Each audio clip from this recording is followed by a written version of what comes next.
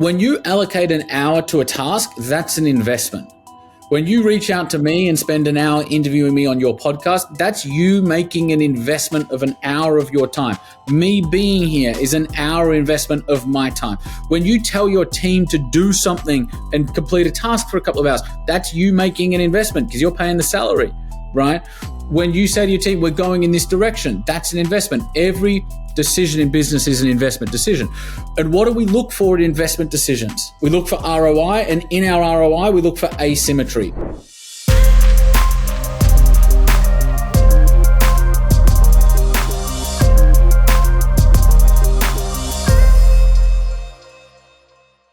Welcome to the Dr. Espen podcast. I'm Espen. Today I'm joined by Jack Delosa, one of the legends in Australia who's doing some absolutely incredible things in business. You might have heard of The Entourage. Today we're going to have a conversation about how to create a mind that can either create a business or scale a business. This is exciting because I think many of us want to be or are already entrepreneurs. We recognize that we don't only need to live with one small stream of income. We can expand our minds and as such also expand our businesses and our reach, our impact on the world, and of course also establish our financial freedom, which is really exciting to have a conversation with people who have done this really beautifully.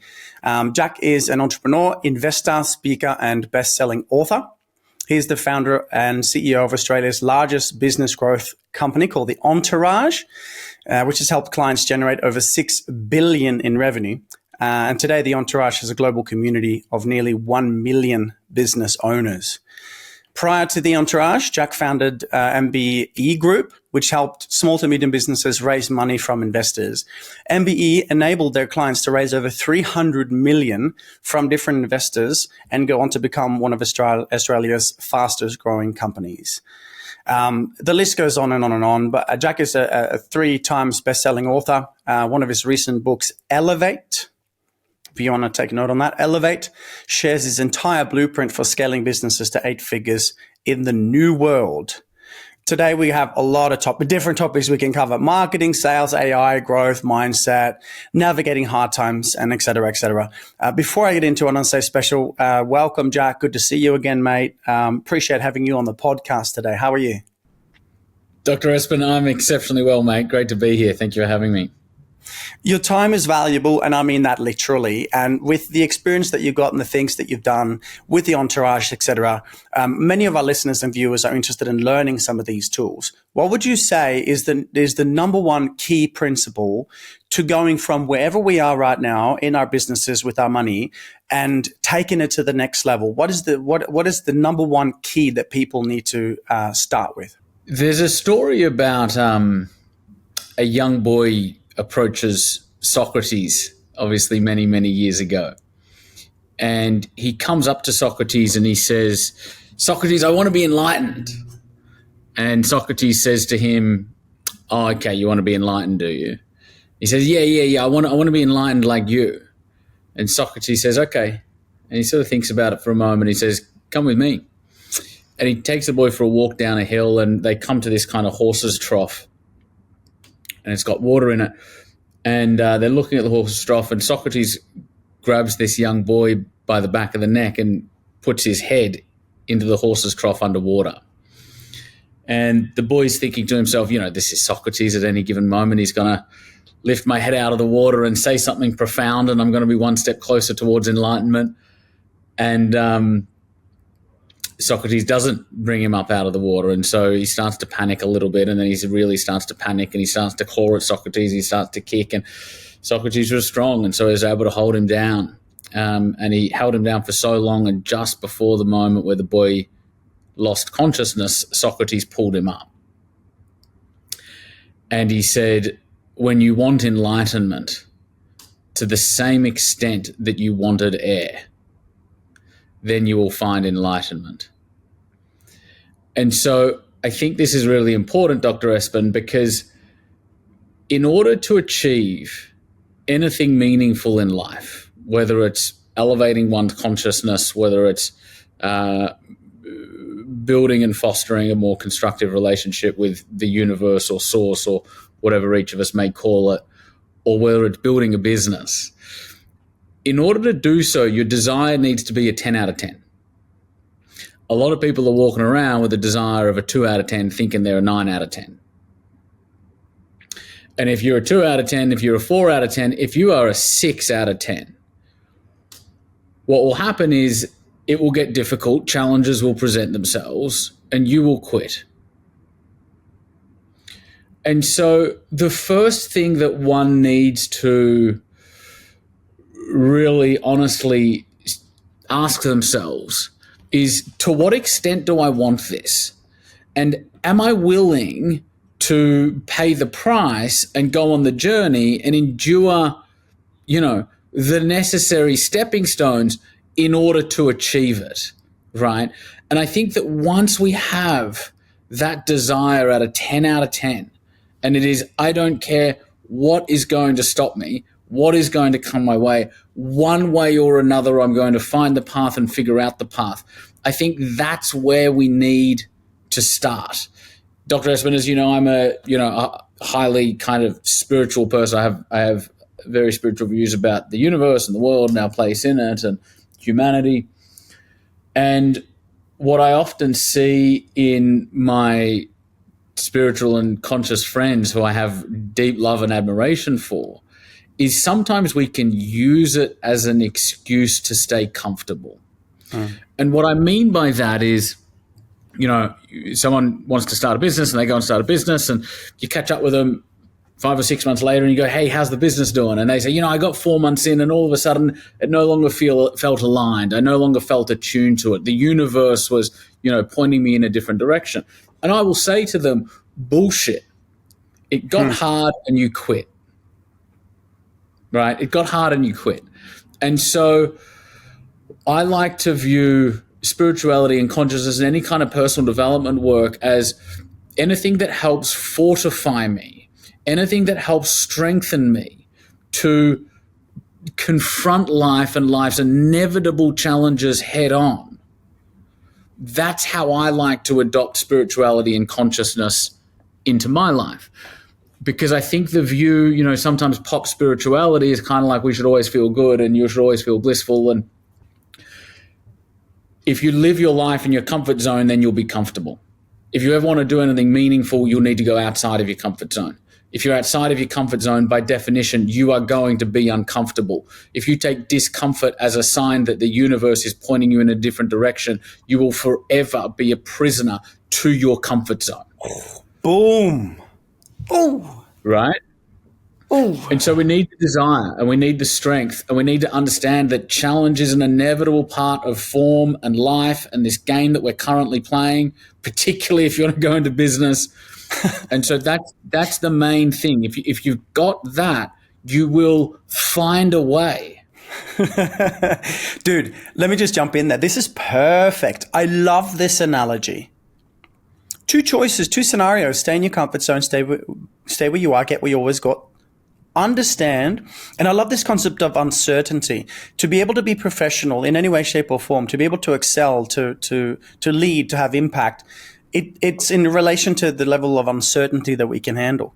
So another kind of way of saying it, and bringing it to Socrates is just what you just said there. Listeners and viewers, including me, will go back. I recommend go back and listen to what Jack just said and let that land and sit with that feeling of, hang on, no matter where I am in my business, having one, starting one, scaling one, whatever, what does that mean for you? How is that applicable in your life right now to get more comfortable, to be able to handle that level of uncertainty? Thank you, Jack. That makes sense. You've taken some companies to some really big numbers. Once someone is successful, we've got, for example, me now, I'm pushing 3 million one of my companies, 5 million one of my companies, 3 million the other. And I want to be able to go global. You mentioned before, you might be going over to America, do some pretty epic things there. When you get to that 3 to 5 million mark, what is necessary steps that someone like me might not be able to see to be able to scale without fires popping up and to ensure that it's a sustainable thing? Once you are established in a business at this level, what is important to consider to scale? That's an exceptional question. Well, it's an exceptional question because it's not discussed enough, and people don't realize that there is a significant shift in gears between. It's usually, there's a couple of different major shift in gears as you go up the growth curve. One is probably around that $500,000 mark. The other is probably around that 2 million, 5 million, 10 million. They each start to require a different way of operating. And the biggest glass ceiling I see, this is why I say it's an exceptional question, is people don't understand that they're now in a phase of business that requires a different way of operating to their last stage. And therefore, they're doing 5 million as you are, but they're still managing the business the same way when it was doing 500K, right? And so that's the first kind of answer to your question is inherent in the question itself, which is different stages of business require a different style of leadership and management from the founder. The core shift at your stage, mate, whether it's 5 or 3, is when we start out in business, the daily output of the business is entirely linked to your daily input. Meaning, if the business needs to do something, we need a website, we need to launch some ads, we need a landing page, we need to make 10 sales calls, we need to run an event, we need to do some admin, we need to do some bookkeeping, whatever it might be, you need to do it, right? Particularly when you're doing kind of in that 6-figure range. Business needs something, I need to do it. And so in startup, it's like 1 unit of input from you achieves 1 unit of output for the business. And so there's no leverage there, right? There's no leverage there. It's a 1-to-1 ratio. As the business grows, we need to stop thinking about me and start thinking about we. We need to stop thinking how, and we need to start thinking who. Meaning, up until 1 million, maybe even 1.5 million, you're thinking your business needs to do something. Our first thought, because that's what got us to 1, was how do I do this? At 3 or 5, you now need to start thinking, who can do this better than me? Exactly. And so we go from me to we in working through other people. And so at that 3 to 5 mark, we're at that stage where we want to go from that startup 1-to-1 type ratio to how do I build a team? And how do I empower them with the right direction and vision and strategy and resources that they need so that I can put in 1 unit of input and out pops 1,000 units of output because I'm putting it through an engine that magnifies my leverage. Boom. That's the key difference. Makes total sense. And I know one of the people that I look at these days, Patrick Bet-David, very successful entrepreneur in America. Legend. Legend, right? You got to hire 10 out of 10 people. I used to recruit they're pretty good at the job. No. You got to hire 10 out of 10 people that do it faster, better, and cheaper so that when you don't do it, you get time and energy and you get great output and results. 100%. I love that, man. Makes a lot of sense. Let's segue quickly over to marketing. Fuck, man. Excuse me. The world has changed. AI's come in. Things it's a new game, dude. I know, look at Tony Robbins and Dean Graziosi. It's like this big event. It's all AI, right? So we got to get on the train. We got to understand. We got to innovate. We got to be ahead of the game if we want to be successful. Being in some of the coaching programs with yourself and engaging in similar minds, the game has changed, right? So what do we need to know about marketing, about AI, and about getting our message out to people to be able to actually be seen? Yeah. So there's a few levels to this, right? And I'm going to give you an answer that's really relevant right now, and in 12 months will have shifted. And so at the time of filming this, mid-2024, I think one needs to discern between AI's current capabilities and the outcomes it can produce in a small business environment and the hype around AI, because they are kind of two different things right now. Now, AI is an incredibly powerful tool already. And I think right now it's important to start playing with the tools that you find comfortable. ChatGPT, I know it's a cliche, and I know when AI comes up and someone mentions ChatGPT, everyone goes, "Oh, that's a bit beginner. That's a bit primary." the truth is it's an incredibly effective tool. Because here's the thing, Dr. Espen, I'm not a tech guy. I'm a business guy. And so I'm an outcomes guy. And so I'm interested in to what extent can a tool or AI in general generate me commercial outcomes? And I'll give you some examples of that in a moment. But one of the, I'd say the tool that we're currently getting the most out of is ChatGPT. And I know that doesn't sound super advanced. And if you said it at an AI conference, everyone would laugh. Sorry, it's true right now. Now, so what should business owners be doing over the next 12 months is play with the tools that interest you and start to integrate them as much as humanly possible. I think in 12 to 24 months, kind of like 2025, 2026, it will be so developed that it will be, there'll be foundational infrastructure, operational shifts that we can plug into our businesses. And whether that comes through, HubSpot using AI, and so the current tools that kind of we base our businesses on come more integrated, or whether we integrate more tools, it'll probably be a combination of both. But I think right now it's play with and become comfortable with the tools that interest you and that are easy to play with, and keep an eye on advancements as they become more fundamental. Does that make sense? Absolutely makes sense. And for the average, user of such technology and the people that are out there, most people would be we wouldn't have practiced it so much. So we have to start simply anyway. ChatGPT 4.0 is a great little way to go. A couple of other ones as well, of course. But start practicing, start using it, start learning how to interact with it, watching some YouTube videos, perhaps getting your head around it, and then playing with your favorite tools. Spot on. I'll give you some practical examples of other tools, because there are other tools that are meaningful. So, for example, one other thing that we're doing is, at the Entourage, as you mentioned, Dr. Espen, we're one of the biggest growth agencies and business coaching providers in the world to small to medium high growth business owners, right? So we've got a community of about 1 million business owners around the world. And so when we do an event, there's thousands of people there. So we're often dealing with large volumes of people.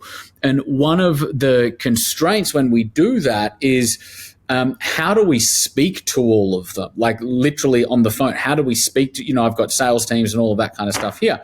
But when you need to call down 8,000, 10,000 people in a month, you reach volume constraints, right? And so one of the things that we're now implementing as we speak is we've trained an AI to make those initial contact phone calls for us. And so it's a really simple conversation. How you doing? Need identification. Yes, we can help you solve it. This is what we're going to do now. I'm going to book you in for a session with one of our entrepreneur development managers. And so it's the initial conversation. So there's not a lot of complexities. There's some complexities, but not a lot. But if you can imagine that AI is able to call for us 24 hours a day, it's able to make multiple phone calls at once. It doesn't take breaks. It doesn't sleep. And it in their time zones, yeah. Oh, imagine the savings of instead of having people on the phones. Yes, exactly. And so I would say that's one structural and foundational, fundamental way that we're currently using it. And then just to come back to ChatGPT, mate, it's exactly what you said a moment ago in terms of, a lot of people aren't familiar with it, because I've done I've been speaking with and coaching business owners over the current state of AI. How do you plug it into your business as best as possible to drive outcomes? And a lot of that's ChatGPT. And this is what I find is that business owners everybody is rightfully kind of a little bit nervous about AI. What happens is once, I get people together and we go through how to build a marketing engine, for example, or how even copywriting, whatever it might be. And then I give them prompts that enable them to do that really well. Once you start using ChatGPT or any AI tool to produce really meaningful outcomes, all of a sudden you befriend it. And so you go from being nervous to being excited. And so I'm at the point today where I work with ChatGPT on pretty much just about everything. Business, fitness and nutrition, mindset, journaling, everything. everything. And I use it as a co-pilot, everything from strategy down to tactical and practical. And how do you get to that point? You get to that point by starting just having a conversation with it, right? And the more you use it, the more you'll be inclined to use it and the more comfortable you'll become with it. And if you use ChatGPT as kind of like a gateway or like a proxy to the rest of the AI world, when you're comfortable with one tool, you'll be less intimidated by all the others. Mm-hmm. Makes sense. Okay. How do we need to innovate now moving forward in the market? People are across different industries here, of course. You've helped a lot of businesses. You know how to raise capital. You know how to scale. When we're looking at the landscape ahead, what are some of the up-and-coming sectors or trends that you think would be really useful to keep a close eye on now, apart from AI, of course? I think the biggest gains are going to be from combining the things that never change with AI and technology. So everyone's always asking what's changing. An equally interesting conversation is what's not changing. Mm-hmm. And what's not changing is human beings, right? The human brain has not evolved at all in 10,000 years. Now, there's cultural shifts and preference shifts and generational shifts. We understand that. But what won't change is, in order to build a great marketing engine, how do I build a brand, build a personal brand if you'd like to, give value to the marketplace, set up brilliant offers, often leading with something for free that captures somebody's details so I can start building a relationship with them, both on my own platforms of email address, phone numbers, and on social media, on land that I don't own. How do I build relationship at scale with the market? How do I move them through a process that helps them to buy more when they're ready? How do I deliver on the fundamental promise of what I'm doing? That stuff doesn't change. That stuff won't change, right? And so I think it's significantly more useful for business owners to ask themselves, what are the fundamentals I need to get right? How do I do the basics well? The greats are the greats because they do the basics well at scale. Scale isn't about doing more. Scale isn't about becoming a genius. Scale is about all those things I just outlined. I mean, there's some detail in there, but they're the fundamentals of pretty much any business. And so the greater gains come from, because like, for example, someone watching this right now, they might be, there's a lot of hype around AI. And so they're spending 4, 6, 8 hours a week researching the latest and greatest AI tools, but not really knowing how to integrate them into their business. Meanwhile, they're generating leads, but they're not putting those leads through a structured funnel. Or they're generating leads, but they're not nurturing the leads that don't buy. Or they're just selling at people because they don't have a world-class sales process to increase their fundamental conversions. Or they've got customers, but they're not delivering to them at 100% the way they should. Your time and your effort and your intellect is far better spent still today, and this might change in 4 to 5 years, but it's still better spent. What are the basics of my business model? What are the fundamentals, and how do I improve them? Now, if in improving them, an AI tool will help me to do it to a greater degree, similar to what I just mentioned about our appointment setting, rock and roll. But it's about the fundamentals first, and how do I achieve it second? Mm-hmm. Oh, I love that. And that's what I mentioned before, because I've gone to scale a couple of times, and every time I've done, I've recognized that I've kind of been the visionary, the leader, the next big thing. This is exciting. Let's go forward. And I've not recognized the need for my team to build the structural procedures and the fundamentals to the point where things don't break. So we keep on reinventing ourselves and going back to the, blowing it up and starting again and innovating and tweaking and upgrading. And it's now finally getting ready to take that next step. So that makes absolute sense. But I would imagine that we have to continue to go and build the fundamentals before we scale at each of the different stages, because I think this is very important. Talking about the psychological shifts between a startup to $500,000 to $500,000 to $1 million, and then to 5 and then to 10, and recognizing that each of the stage, perhaps we have to go back and, strengthen the foundations before we scale. What are your thoughts? Absolutely. Yes. So your experience is the universal experience of business owners, which is I started to grow. I got my head in the clouds. I kind of got a little bit far. And when I was less operational in the business, the drivers, all of the key drivers that used to drive the growth and profitability of the business started to plateau, and then they started to dissolve because I wasn't there to keep them all in place. Otherwise put, I hadn't structurally ingrained key performance drivers in the business before I removed myself operationally, and so therefore the business struggles as a result. That's the universal experience of the business owner. Then you go, okay, how do I do it differently now? Mm-hmm. Second to that is there is an element of laying the foundations as you scale, but you don't lay the foundations before you scale. It's not a set and done state.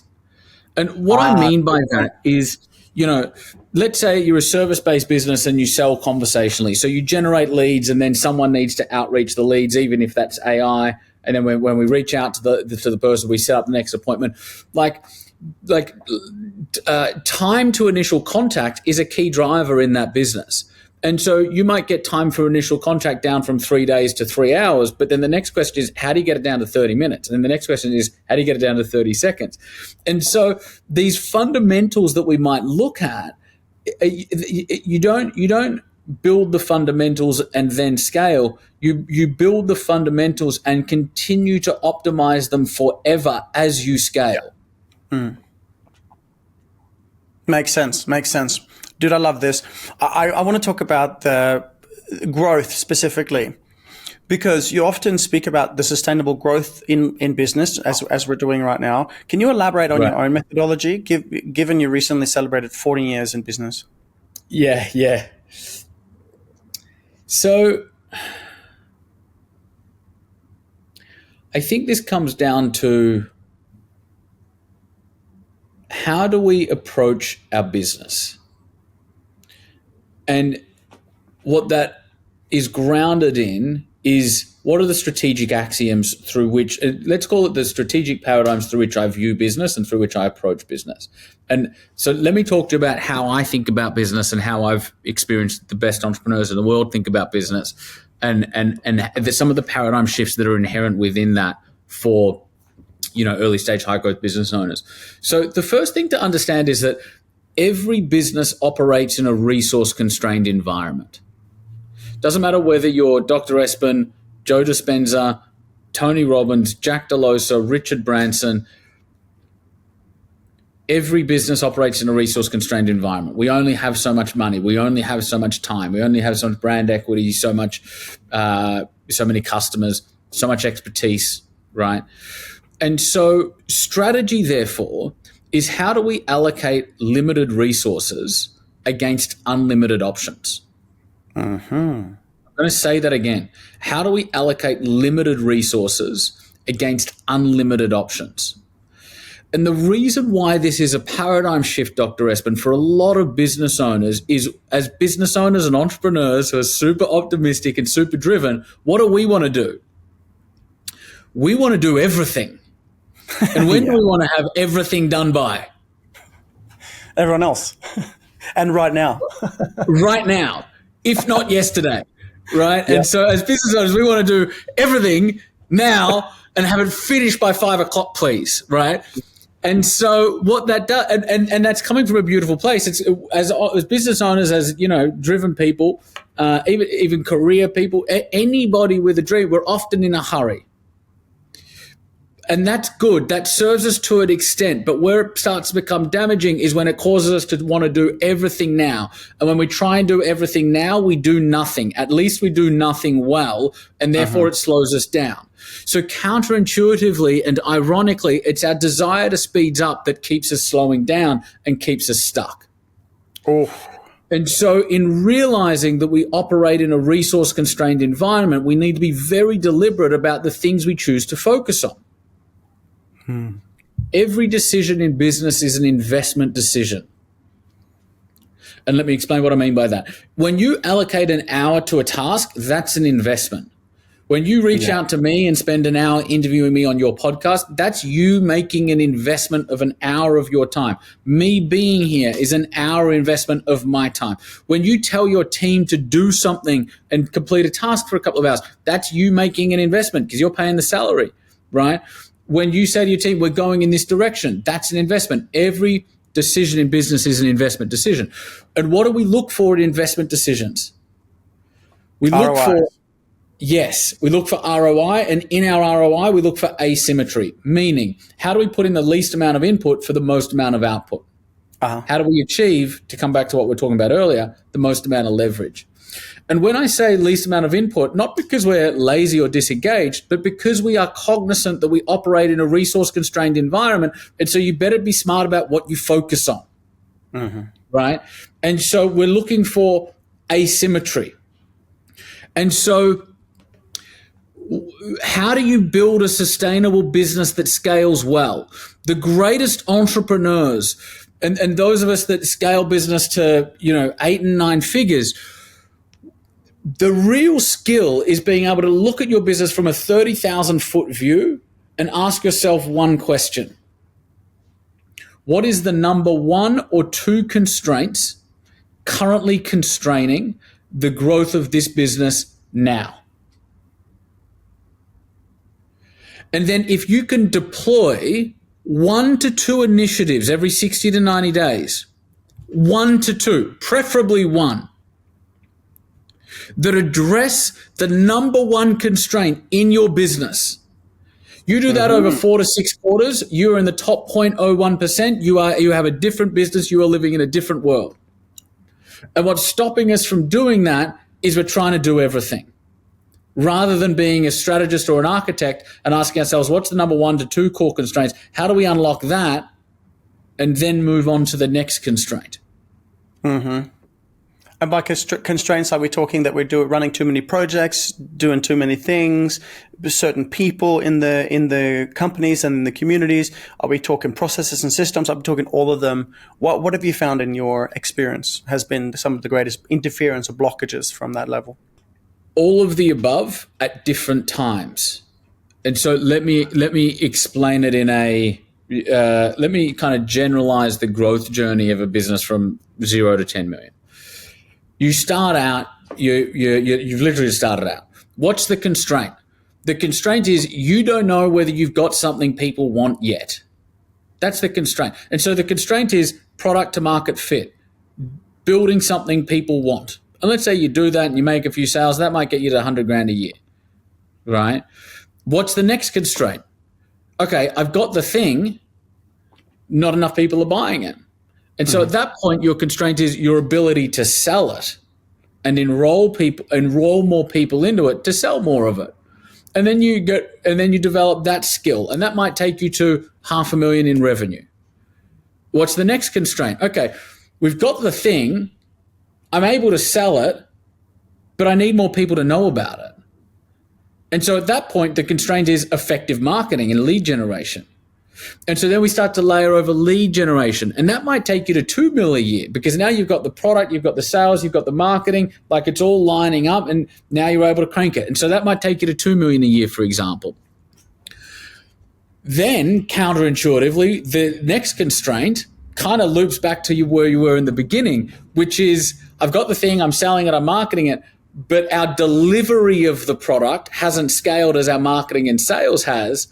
And I can't do it all anymore because now I've got marketing, sales, and product to look after. I can't just deliver product all day. And so at that point, the constraint is, are we able to deliver this thing at scale and building out a delivery team or a delivery engine with systems and processes that can deliver your product or service to a greater number of people that you are now required to service. Otherwise, you just end up with a growing base of unhappy customers.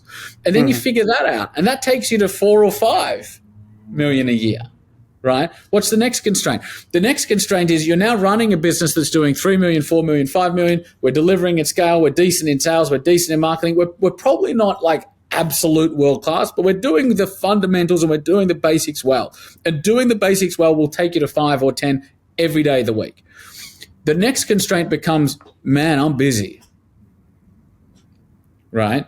And so at that point, the constraint is, leadership bandwidth, leadership capacity within the organization, because you're still the only person senior enough or with enough experience to answer any questions that require commercial nous and capability and expertise and, a depth of experience in order to handle it well. So anything that complex has to come to you. And so at that point, the constraint is leadership capability within the business. And so you either need to start promoting internal people to leadership positions, management positions, or go and find them externally.